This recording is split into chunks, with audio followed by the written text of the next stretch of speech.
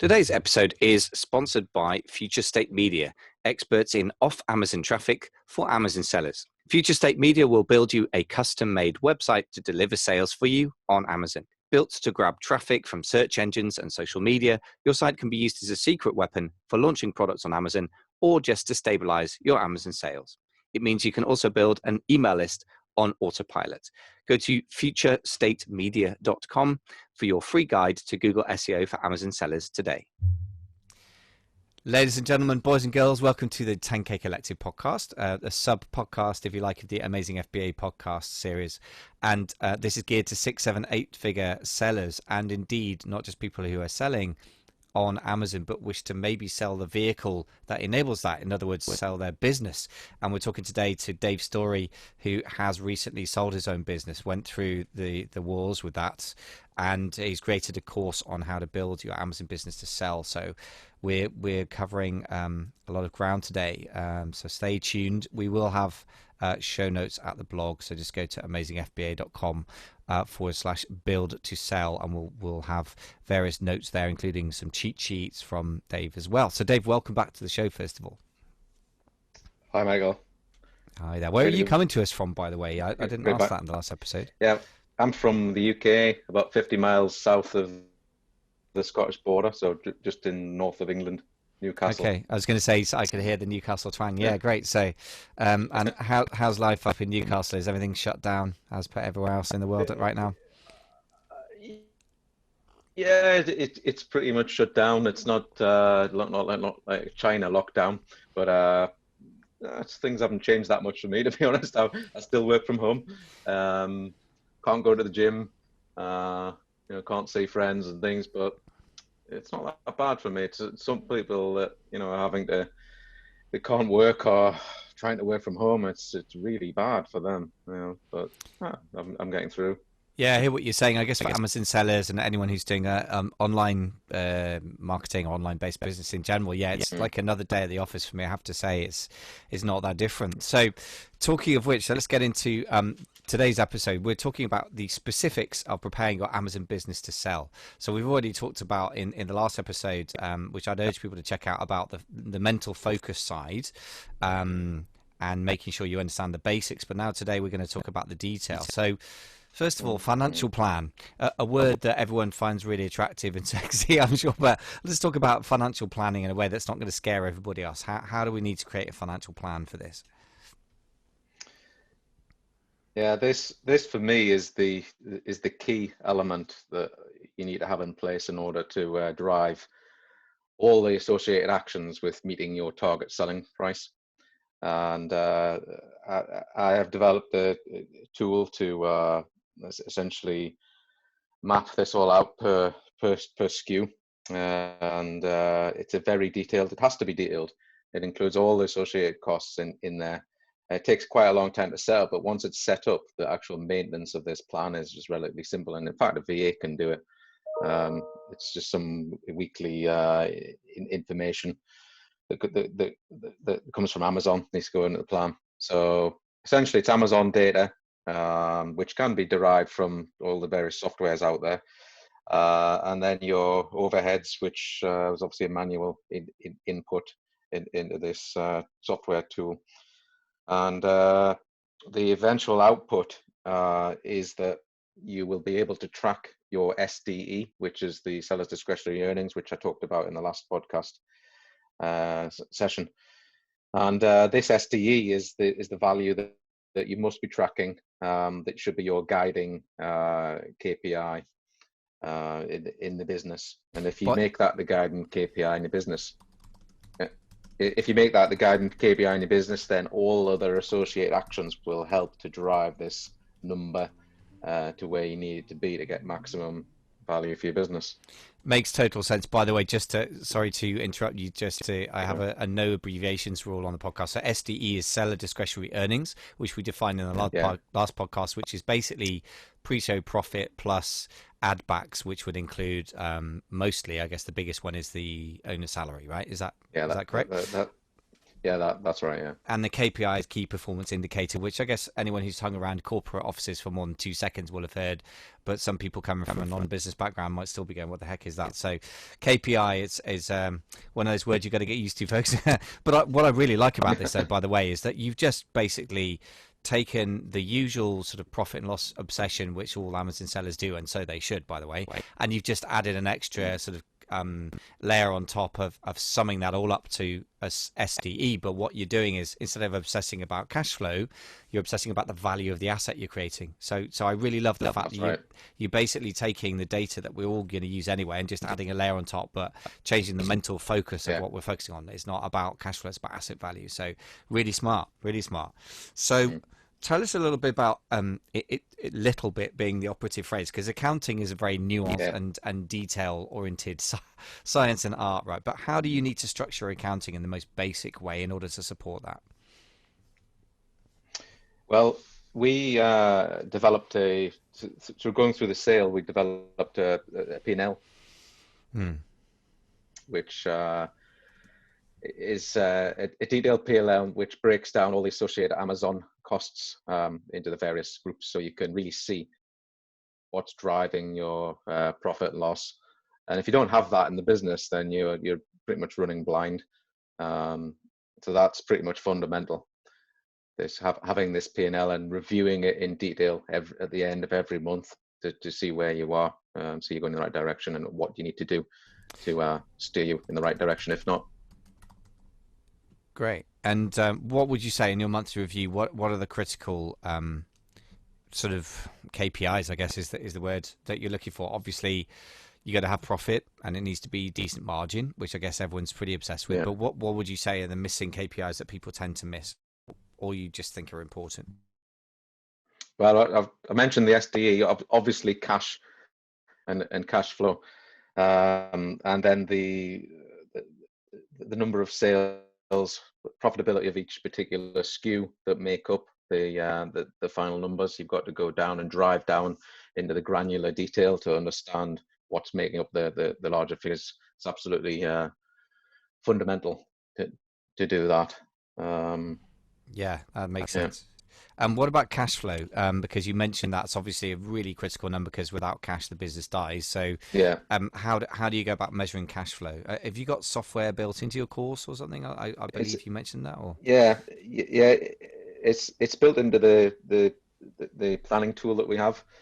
Cash flow is obviously the constraint, and the SD is the target, if you like. If you want to look at it in that way. The financial modeling tool will model your business out for 2 years, if a forecast. So that means you have to input what you think is going to happen in the business based upon your current knowledge for 2 years ahead. And I don't know any other tool out there that does that, because if there was, we'd be using it. So that's why we had to develop our own to do this. I think, again, coming back to the point, I make zero apology for banging on about selling on this podcast recently, because we've had a lot of guests, mostly business brokers, talking about it. But I think one of the reasons that it's really healthy is because it makes you look a couple of years into the future, which most people never do with their business, because you're just stuck in the day-to-day and month-to-month operations, aren't you? And the other thing is then that you projecting your cash flow forwards a healthy amount of time enables you to see ahead of time when you're actually going to run out of cash, and then go to the bank well in advance, which banks really like. I mean, one of the things I know that lenders generally hate is last minute requests for money, because it just looks like you're running your business irresponsibly, mostly because you probably are. And we've all been there, right, with running out of cash, and that's a horrible moment. So I think it's that's a really healthy discipline, whether you never sell your business as well. So I think going back to this first podcast, the mistake we made in 2017 is we didn't have this vision. This model wasn't available. So when we decided to invest in loads of products, we didn't understand the true impact it would have on our cash flow. So we had to do something about it, and that's why this model was created. And it is a very complex calculation, I suppose, to understand all the factors involved and the costs involved that actually affect the cash flow over a long period of time. And this model is very accurate at predicting it.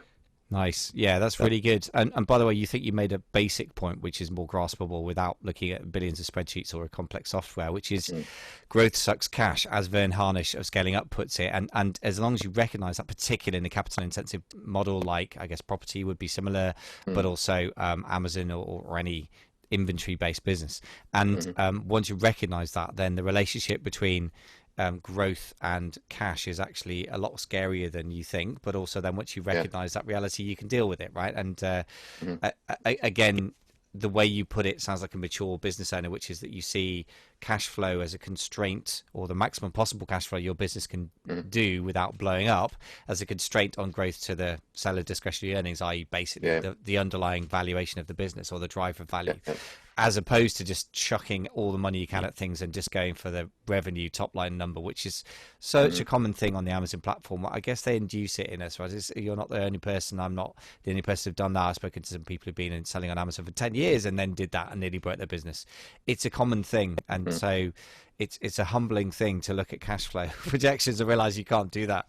So, well, look, thank you very much for flagging that one out. Now, I know there's a lot of other things that are about the sort of planning side of things that are important. What do you think are the main sort of tools you need, or sort of areas you need to look at to create a sort of master plan aside from the financials?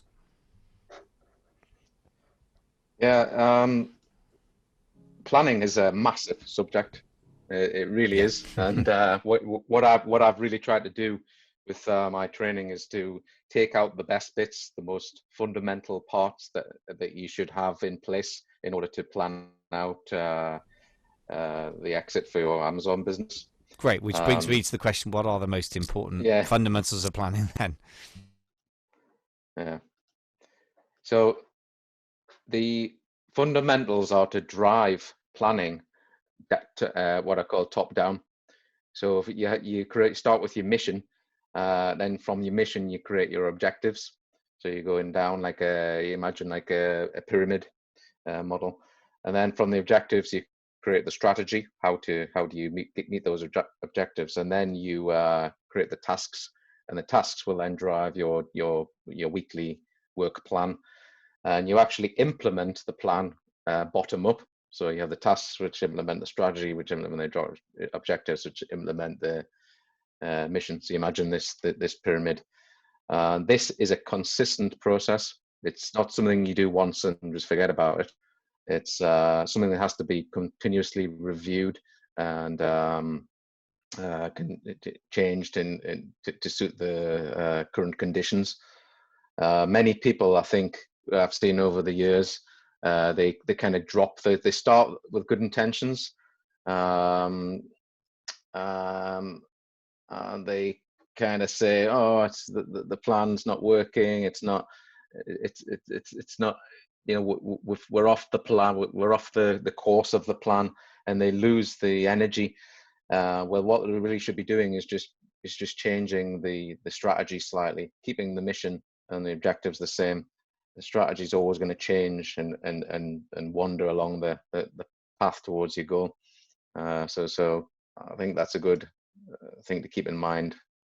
Yeah, that's really good. I like that. And by the way, I'm totally, utterly guilty of creating plans, and then the reality is so different, and I kind of abandon the plan, and then I get to plug out planning, and then I start a new plan, and I get a percentage of it done. I mean, but I'm sure that I could be way better at this. I mean, it's very funny that I'm talking to you about this, because right next to me is the E-Myth Revisited, which is all about Michael Gerber's absolute classic on, the whole structure of these things. And one of them is that eternal struggle between the technician, the person who's doing the work day to day, the entrepreneur who wants to grow vision, and the manager. And I think what you just put your finger on, a couple of those things. By the way, it sounds exactly like what he says you should do. You drive your planning from the top down vision, and then you act from the bottom up, which is textbook stuff. But so let me ask then, how come you can stick to a plan and I can't? What's the difference between us? What do I need to change as a simple example to other people? I'm not looking for free coaching, but to help the listeners. What is the common problem, and how do we solve that with that mismatch between those two things? It goes back to being structured and having a structured approach. And what I talked about in the first podcast, which was having the focus. driving the focus in, essentially it's a habit of every week that you should have a planning meeting. Create a meeting called the planning meeting, where all that meeting, the objective is to look at your plan, see where you are with your tasks, see that the strategy still makes sense. That has to happen without fail every week. I think that might explain why. That sounds good. Like a planning meeting every week. I mean, like, done. Okay, yeah. And also, yes, I like what you were saying. Flex the strategy, but keep the mission and the goals. One very primitive but effective thing that I've read about from Dan Kennedy, who I really like as a marketer, sort of the granddaddy of direct response marketing, really, in some ways. He said, look, if you fail to meet a goal, instead of sort of giving up on it, give yourself a bigger goal, but a longer time frame, which I've found to be quite heartening as a not very professional planner myself. I'm very humbled by your professional, project manager like approach. I think that's not a bad one. And actually, I guess in some ways you've done that with your business selling, haven't you? You've said, okay, instead of getting $3 million in 2017, you know what, we're gonna make $1 million in whenever it was you sold a business, 2019, I guess. We're gonna make another 2 in 2022, and then we're gonna keep repeating that until, maybe in 5 years' time you've sold, a couple of businesses. In 10 years' time, maybe you've sold 5 businesses for lots more money, right? So, okay, well, thank you for that bit of therapy. I know there's a couple of other tools that you're fond of, like the SWOT analysis. How do you use that, and how useful is that, do you think? Yeah, so SWOT analysis is a very important tool. It's very, very common business strategic planning tool used in all areas of business that I've come across. And in terms of business, it's just a very simple way of bringing out some thoughts, some key points about your business that you really need to be thinking of and using to make your planning methods more effective. So the SWOT, in case people don't know, it's the SWOT. So S is the strengths. So you would brainstorm the strengths of you or the people in your business. The W is the weaknesses. You can brainstorm out those. The O is opportunities. So what opportunities are there to grow, to expand your business? And the T is threats, things that could unexpectedly happen or happen out of your control in your business. Once you understand all these areas, it gives you a more rounded way of thinking about going forward with the business plan to sell. You should really be working on what the threats are and the weaknesses in your business by using the strengths and opportunity. So that's SWOT. Yeah, and it is a very common tool. But by the way, most of us don't do it very often. I certainly haven't. And actually, I haven't done it for a while. I occasionally sit down and do it, and then I don't take any action on the base of it. And I guess that's the point, isn't it? You got to build the results of your analysis. You go, oh shoot, Amazon could shut us down next week. We better have an alternative traffic strategy or way of dealing with it. And right now, for example, a big threat is obviously Amazon FBA refusing to ship your products in or not being able to deliver them out. And an opportunity might be a mate of yours who's a freight forwarder that you phone. So I guess sometimes it can be quite simple, right? But it is a really important thing to do. And again, it's something I've not done for a while. So that, yeah, this is like sort of planning shame meeting here, isn't it? I'm confessing everything here.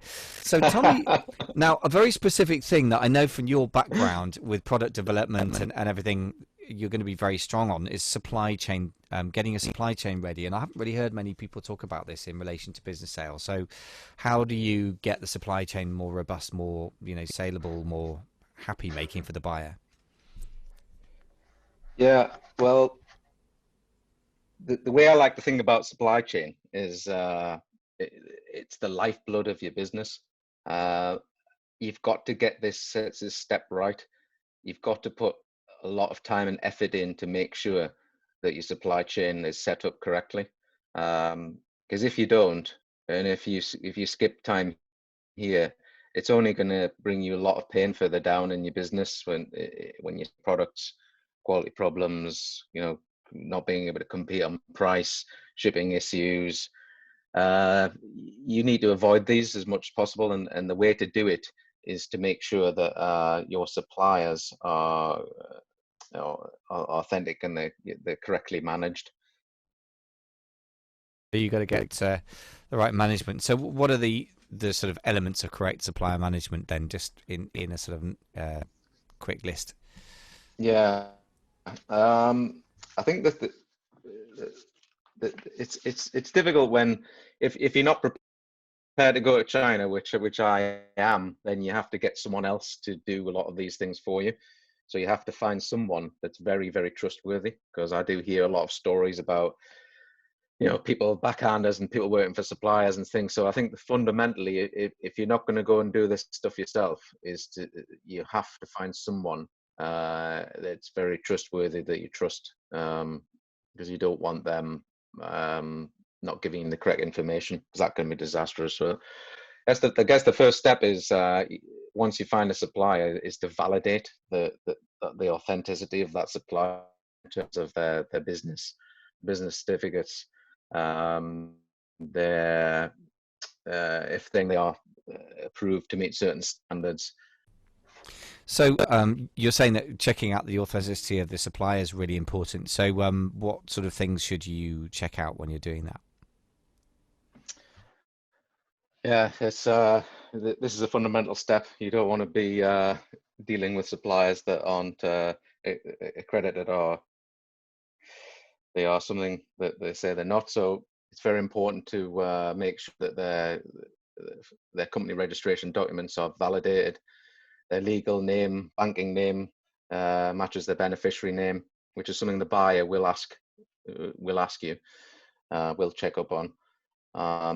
If they have certification, international standards, approvals, ISO 9001, things like that, they've got to be absolutely validated. Make sure that they are authentic. And obviously the last one, I think everyone knows, is if they say they're a manufacturer, you've got to make sure that they are.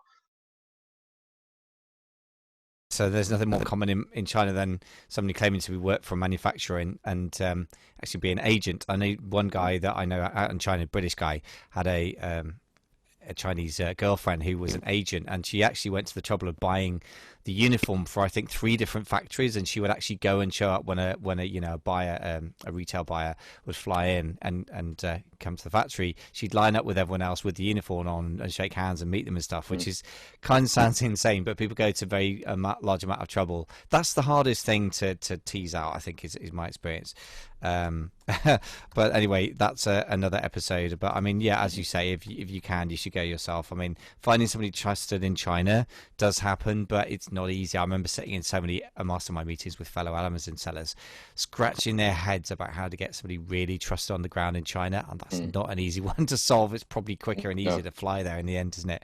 Yeah. So that's the supply chain. So thank you. This, by the way, it's one thing again to think about supply chain issues with your day-to-day cash flow head on, and it's a different thing to come up with something that is verifiable and waterproof, right? It's a bit like the difference between my normal paperwork versus when I recently bought a flat with my wife, and you suddenly have to prove everything about your entire life, right? So if you know that's coming, you've got your paperwork ready, it's going to be less painful. So that's what it reminds me of anyway in sort of ordinary life. Then what other things then do we need to organize? Talking of paperwork, I guess we've got to talk about documents and things like that, and company structure. So what are the basics of that we need to have in place?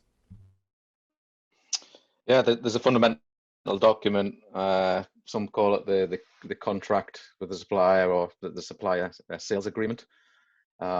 This is a very detailed document which essentially sets out the terms of your business, doing business together.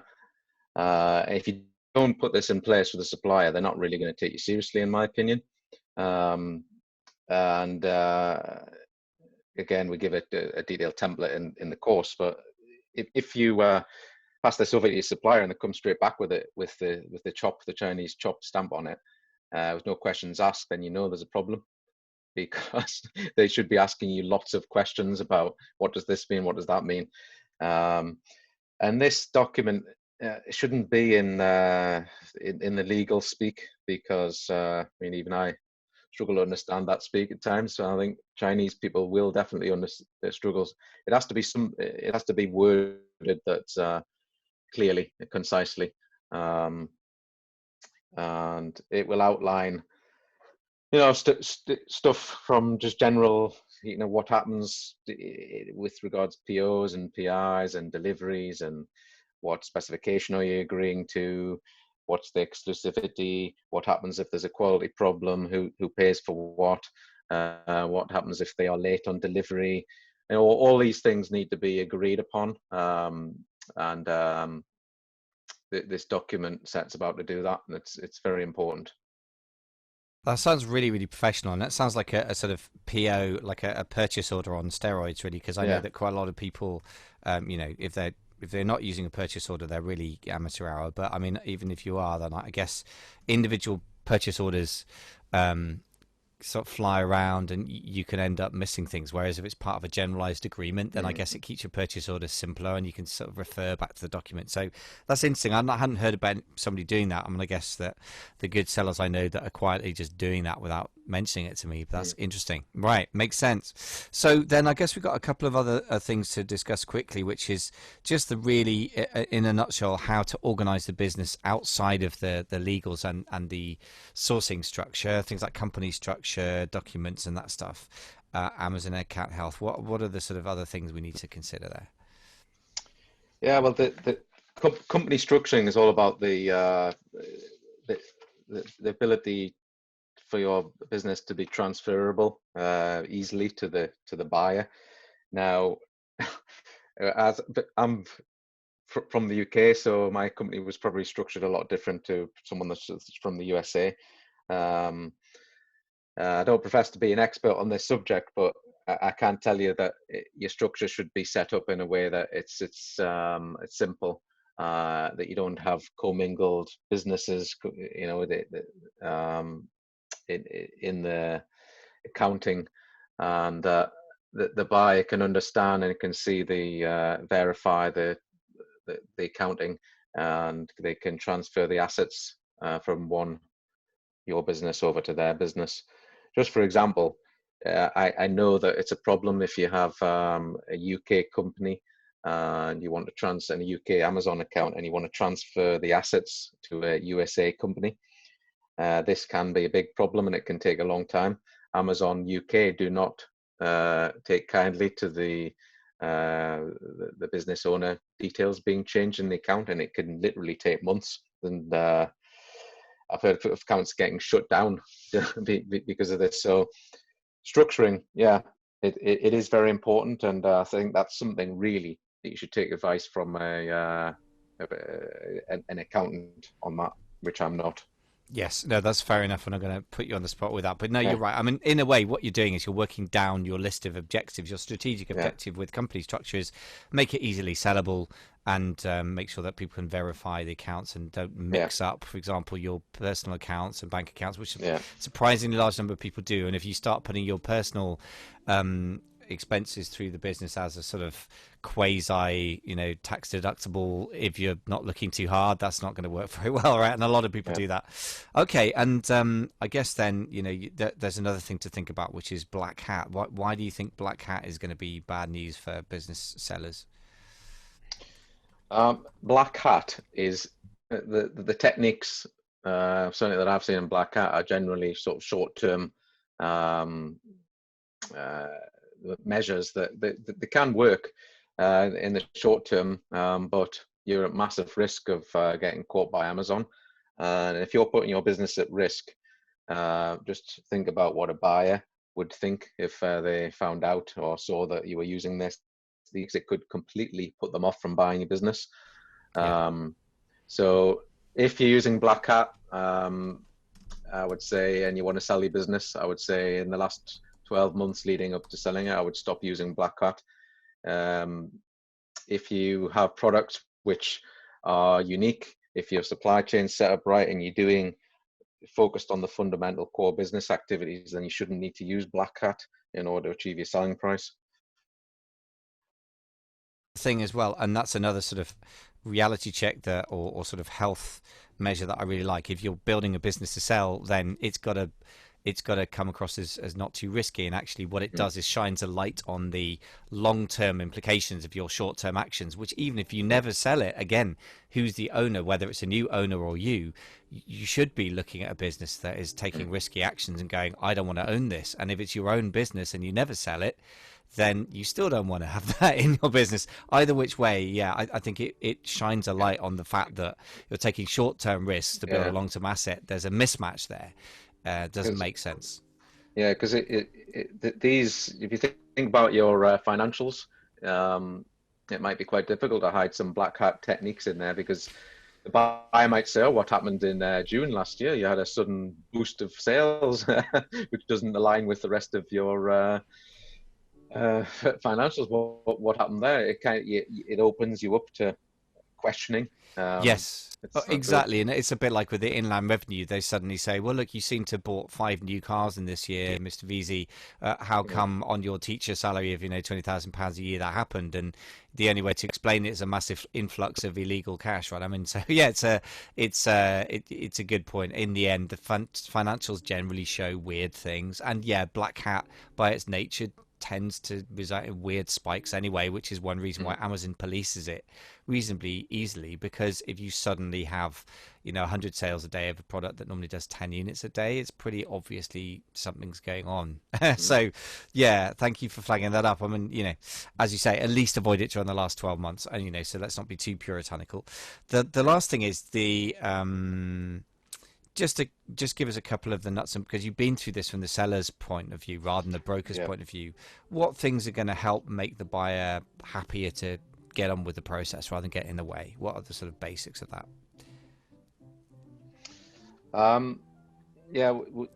When we were going through our process, we were commended for sort of working well with the seller. They said that with the buyer, so they said we were good players, and what the reason that was is because we had all the information they needed all readily available.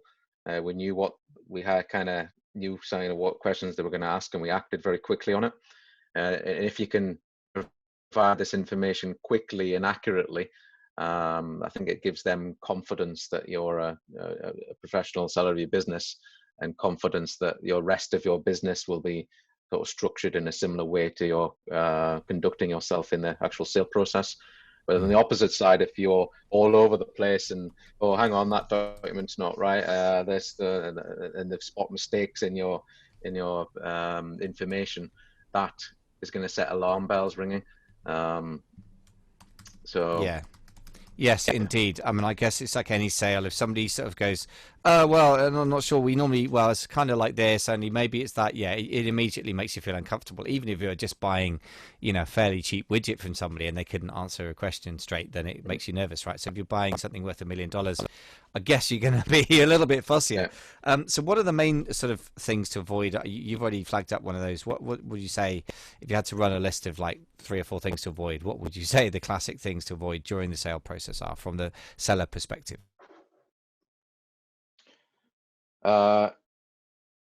Not responding back in time. You try and respond back much quicker than what they would expect. That's what we did. We were working through the night to make sure this information was available as quick as they asked for it, really. That's the first one. Second one is making mistakes in the accuracy of the information you provide. Make sure that not only you check the information, but at least another person or 2 people check that information before you hand it over. It's easy to work hard on something and just think, oh, it's done, and pass it over and not do that checking process. It's very, very important. There's that one. And then perhaps the other one is the way in which your documents that you hand over are professionally laid out. If you give a professional look and the information's clear and easy to see and understand, then that also goes a long way as well. So I'd say they're mainly the top 3. Yeah, that makes a lot of sense. A good communication, accuracy, and professional presentation, I guess. Yeah, great. I mean, by the way, what strikes me always, again and again, is the irony that sellers of widgets, so Amazon sellers, myself, yourself, the listeners, spend a lot of time and money on making sure that they answer the buyer's objections in the text, they're accurate in their information, and if they're not, Amazon tends to hit them over the knuckles, and making a beautiful looking listing. And I guess all you're saying is present yourself well, be accurate, and respond to problems swiftly. Yeah. If you're going to do that to make a whole $5 from a widget, I guess it's worth it to make $1 million for a business, right? And sometimes you feel there's a mismatch between those two things. People get very obsessed with engineering a perfect product sale, but they don't engineer a business. And I think what you're saying today is a beautiful corrective against that. In the end, that's another thing from the E-Myth Revisited that reminds me that Ray Kroc didn't create McDonald's to sell hamburgers. He created McDonald's to sell McDonald's as a franchise. The hamburgers were kind of just a side hustle. So, I think you've really put that in a nutshell for us today with Amazon businesses. So just remind us, I know you've got a quick cheat sheet that you can get on amazingfba.com/build to sell, BUILD for Delta, build to sell. Just remind us what's in your cheat sheet there that people can get. Yeah, this cheat sheet outlines the 6 things that you must do in order to get top dollar for your Amazon business. It's a sheet which is easy to understand. You can take on board these tips quite quickly, and it should provoke some in-depth thinking about really what you need to do in your business. Sounds great. To make it more saleable. Yeah, lovely. And then I know you've got a beta launch of your course coming up soon, all about this stuff, which is basically going to help you, I guess, get top dollar for your business, right? Pretty simple. So the course, I know you're launching sort of formally soon, and you've got the beta offer up now. So if people want to get access to that, I think the easiest thing is if they go to amazingfba.com/build to sell, and we'll put a link in there to your Facebook group that people can join, and then they can potentially join your course should they wish to. Anything else that I've missed out about your course that you want to quickly mention? I will say that there isn't another course out there like it, because we've looked, and if there is, then please let me know, because I certainly don't know of one. So it's very, very valuable information for Amazon sellers. It can literally, it could have stopped us from going on and not selling our business, and it could have saved us $2 million. I was going to say it's a $2 million course then. Yeah. Yeah. So, and I think for most sellers, it certainly, if you do the things in this course, it will save them hundreds of thousands of dollars, and potentially they'll sell their business much sooner than what they would have done. Yeah, absolutely. And one thing I just want to emphasize yet again, even if you don't think you're ever going to sell a business, I really think that the processes that we've been discussing today, going through that, and the objectivity of the imagination, you're handing all of these documents over to somebody else, even if it never happens, I just think it's a brilliant business tune-up, professionalization of your business. So really urge everyone to check out things like that. You don't have to buy courses necessarily, but at the very least, look into it, educate yourself, go through the processes, and it's going to make your business better. I think that is very true. The things that you need to do to make your business more saleable are just many of the things that you should be really doing in your business anyway. However, one of the reasons I brought this all out was because when you go on the sort of normal Amazon, how to sell on Amazon courses, this stuff just isn't taught. This isn't how to sell on Amazon. It's something slightly different. But the two go hand in hand. Yeah, absolutely. No, if you're a professional business creator, you start off as you did with your business background, engineering a business to sell, which happens to sell X widgets in Y category, but in the end, it's the business processes that make it an asset, I guess. So anyway, there's been very interesting stuff, and I like the fact that we've got a perspective of an Amazon business builder on the broker, and it's slightly different nuances come out of that. And obviously, you're very much the project manager. I get that from you. You're very sort of goal and process driven, and I think that's really explains a lot of your success. So thank you for sharing some of that wisdom with us. And any last minute things you want to leave us with, a last minute tip for anybody who's planning to sell their business in the future? Yeah, just understand the factors that make your business saleable, and make sure that you've got a totally focused and driven and committed plan on board. Otherwise, it might never happen. Yeah, that does make sense. And by the way, we're going to put the episodes and the show notes with them at amazingfba.com/build to sell as well. So if you want to check out the first episode, if you didn't catch that, where Dave and I talked about a lot of focus and mindset stuff, but really very tied in with the concrete, rational planning stuff, then do check that out. I think that's going to really help you. Anyway, it just remains for me to say then, Dave, many, many thanks for coming on the show and sharing your insights. Okay, thanks for having me, Michael. Thank you, Dave. Cheers.